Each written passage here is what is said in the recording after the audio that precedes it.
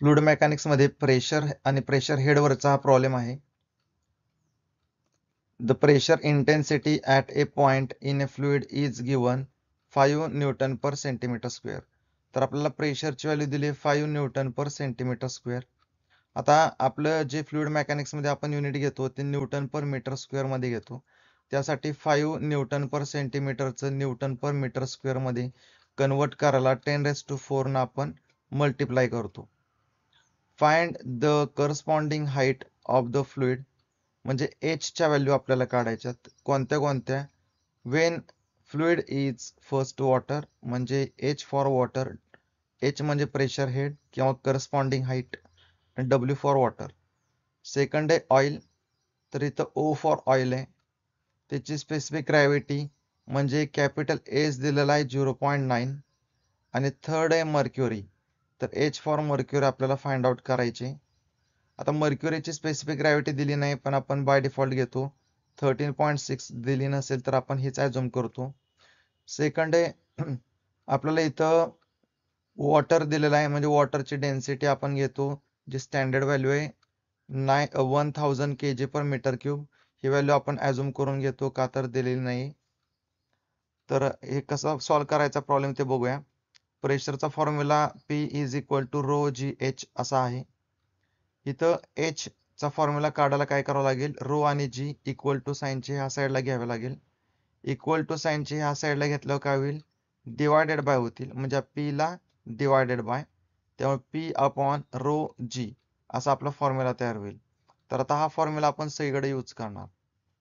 तर फॉर्म्युला काय तयार होईल, H for water is equal to P upon density of water into G.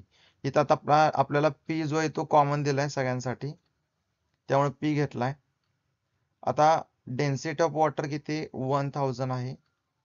P ची व्हॅल्यू किती आहे 5 × 10⁴. जी ची व्हॅल्यू आहे 9.81. हे कॅल्क्युलेशन केल्यावर आन्सर मिळेल 5.09. कॅल्क्युलेटरवर कसं टाईप करणार, 5 × 10⁴. आता इथं E4 कसा आला, तर कॅल्क्युलेटरवर तुम्हाला असा सिम्बॉल दिसेल EXP. तर EXP प्रेस करा. EXP प्रेस केल्यानंतर तुम्हाला कॅल्सीच्या स्क्रीनवर दिसेल E. त्यानंतर काय तर 10⁴ जो आहे हा 10⁴ प्रेस करा. स्क्रीनवर दिसेल 4 भागिले 1000 भागिले 9.81. हे प्रेस केल्यानंतर इक्वल टू टाईप करा, तुम्हाला आन्सर मिळेल 5.09 मीटर. आता हेच दुसऱ्या पद्धतीने असं करू शकतो, 5 × 10⁴ म्हणजे E4 भागिले हे जे 1000 × 9.81 आहे ते ब्रॅकेट मध्ये टाका.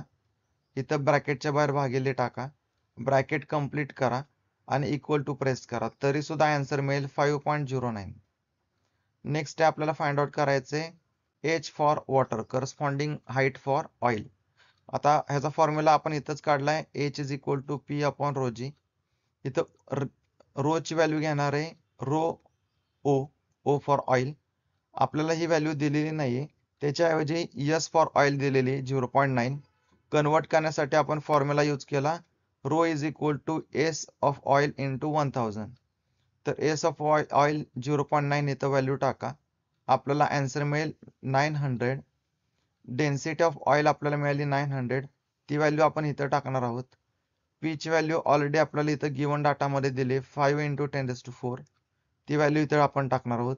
जी ची व्हॅल्यू असते 9.81. आता या सगळ्याचं कॅल्क्युलेशन ही जी मेथड दाखवली ह्यापैकी कोणत्याही एका मेथडनं करा, तुम्हाला आन्सर मिळेल 5.66. नेक्स्ट आपल्याला फाइंड आउट करायचं आहे height of water, corresponding height for mercury और प्रेशर हेड फॉर मर्क्युरी. इथं फॉर्म्युला आहे H is equal to P upon rho G. Rho of mercury आपण इथं घेणार आहोत, तरच आपल्याला एच फॉर मर्क्युरी मिळेल. आपल्याला ही व्हॅल्यू दिली नाही, त्याच्याऐवजी एस फॉर मर्क्युरी दिली 13.6, हे आपण ॲझ्युम केलेली आहे. मग ह्याचं कन्व्हर्जन डेन्सिटी मध्ये करण्यासाठी rho of mercury is equal to specific gravity of mercury into 1000, 13.6 into 1000, answer मिळेल 13600. आता ही व्हॅल्यू डेन्सिटी ऑफ मर्क्युरीची व्हॅल्यू आपण इथं टाकणार आहोत. पी ची व्हॅल्यू इथं दिली 5 × 10⁴. डेन्सिटी ऑफ मर्क्युरी 13600, जीची व्हॅल्यू असते 9.81.